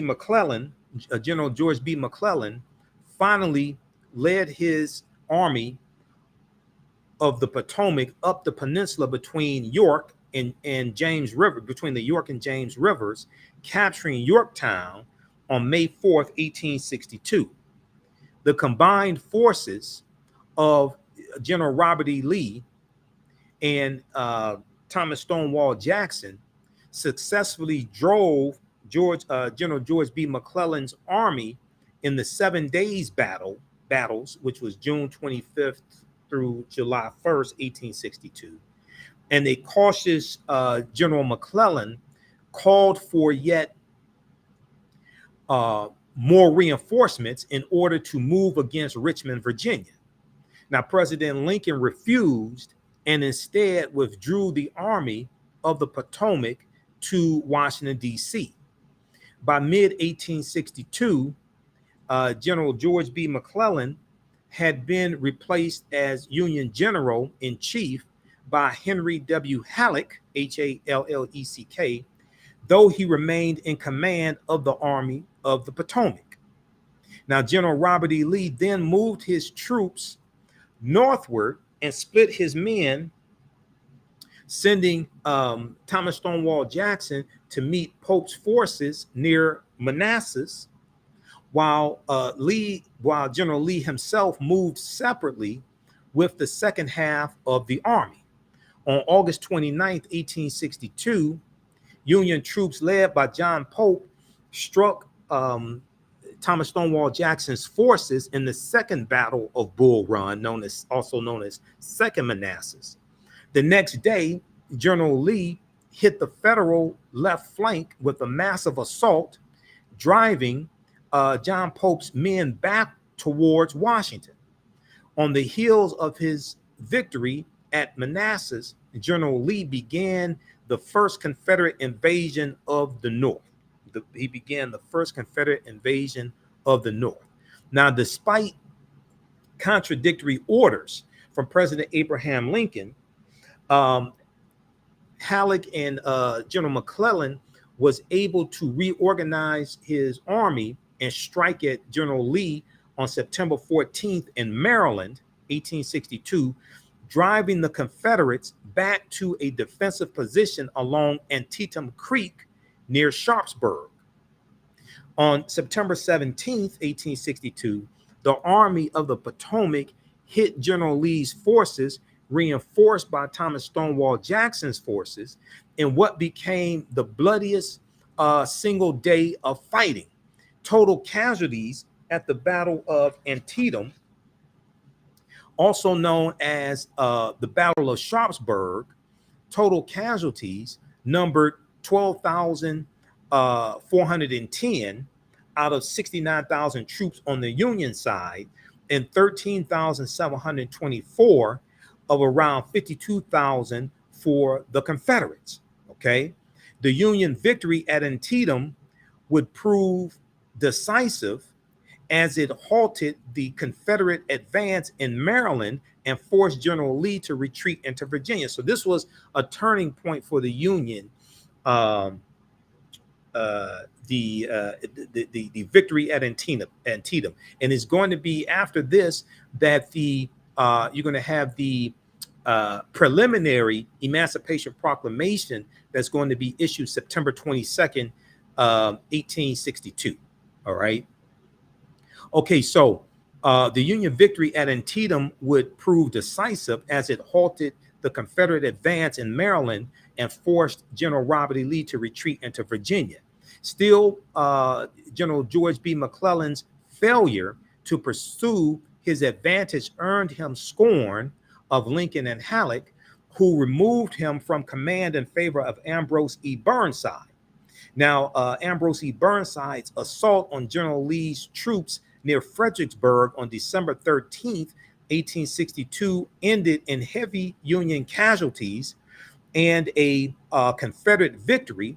He was promptly replaced by Joseph Fighting Joe Hooker, General Joseph Hooker, and both armies settled into winter quarters across the Rappahannock River from each other. Now, after the Emancipation Proclamation, January 1st, 1863, Lincoln had used the occasion of the Union victory at Antietam to issue a preliminary Emancipation Proclamation, which was September 22nd, 1862. The preliminary Emancipation Proclamation stated that all the slaves in the territories in rebellion would be free by January 1st, 1863, if those territories did not come back into the Union. The Emancipation Proclamation was a military strategy to bring the South back into the Union. It wasn't about freeing the slaves. The enslaved Africans were the biggest asset of the Confederacy. They were using them to dig ditches and cook food and all different types of things like this, build structures, etc. Okay, so the Union is trying to rob the Confederacy of their biggest asset, and because of Antietam, this was a turning point. And actually, if we look at this piece here, let me see how much time we have left. Okay, we'll wrap up in a few minutes. If we look at the piece on the Emancipation Proclamation here, it deals with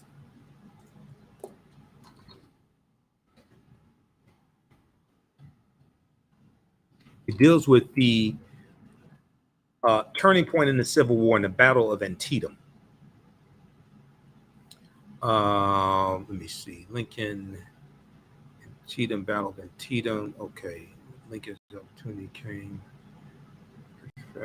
Okay, because his cabinet told him to wait to issue the Emancipation Proclamation until there was a big victory by the Union troops,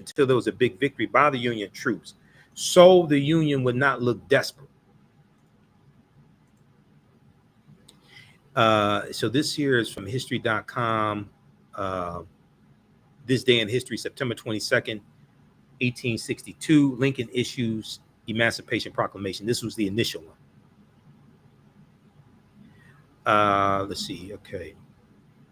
In July of 1862, Lincoln informed his cabinet that he would issue an Emancipation Proclamation, but that it would exempt so-called border states which had slave holders but remained loyal to the Union. It would exempt so-called border states that had slave holders but stayed loyal to the Union.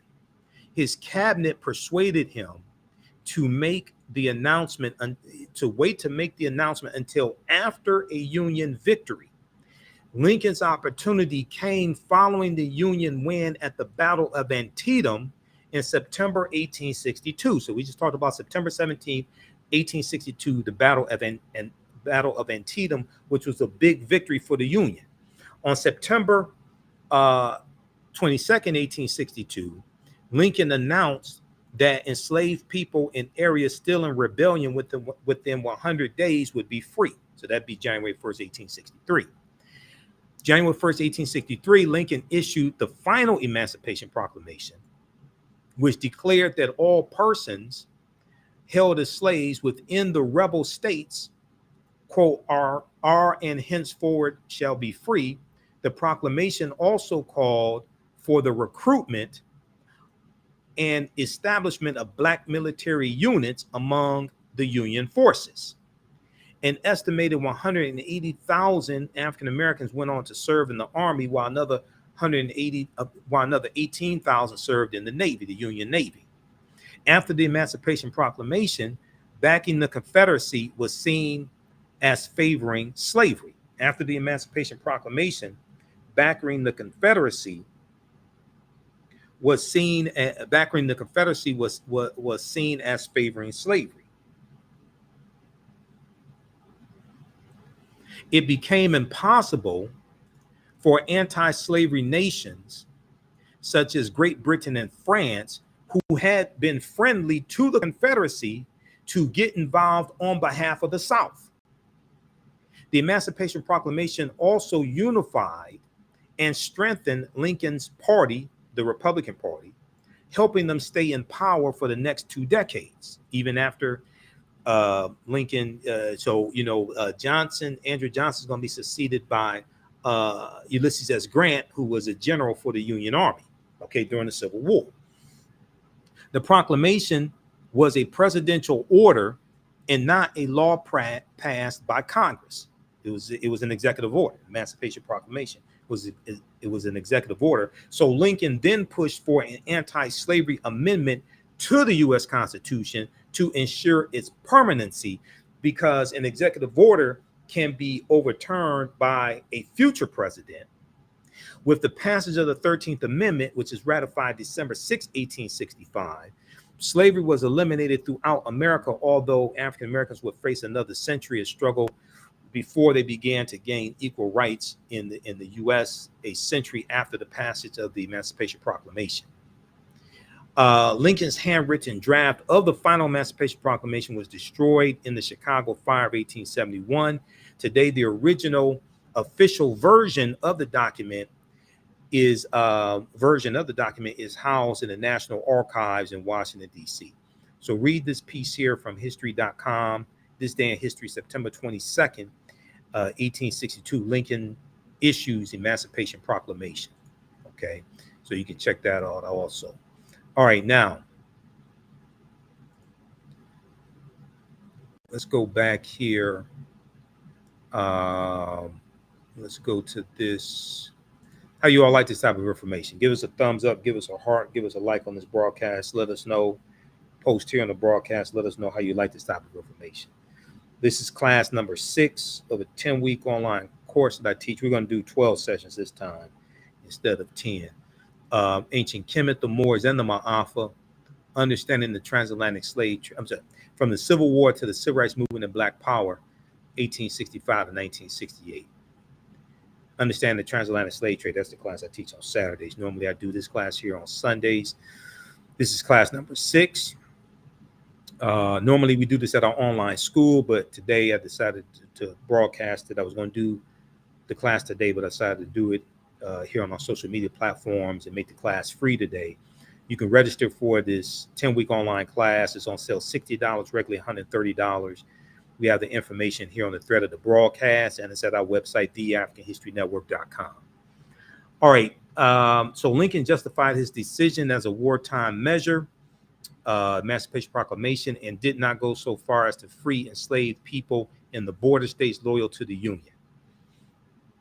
Some 186,000 African-American soldiers would join the Union Army by the time the war ended in 1865, and about 38,000 lost their lives. Okay. Okay. So you can read the rest of that there. Vicksburg. Okay. Ulysses S. Grant. In March of 1864, Lincoln put Ulysses S. Grant in supreme command of the Union armies, replacing Halleck, leaving William T. Sherman, in control in the West. Grant headed to Washington, where he led the Army of the Potomac towards Lee's troops in Northern Virginia. Despite heavy Union casualties in the Battle of the Wilderness and at Spotsylvania, both May 1864, at Cold Harbor early June, and the key rail center of Pittsburgh in June of 1864. General Ulysses S. Grant pursued a strategy of attrition, putting Petersburg under siege for the next 9 months. All right, let's see.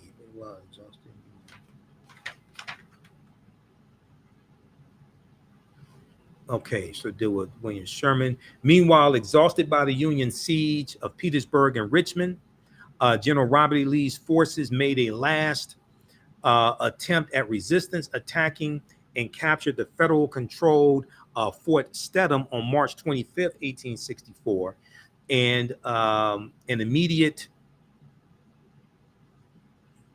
that'd be 1865. An immediate counterattack reversed the victory, however, and on the night of April 2nd to April 3rd, Robert E. Lee's forces evacuated Richmond, Virginia. For most of the next week, Ulysses S. Grant and Meade pursued Confederates along the Appomattox River, in Virginia, finally exhausting their possibilities for escape.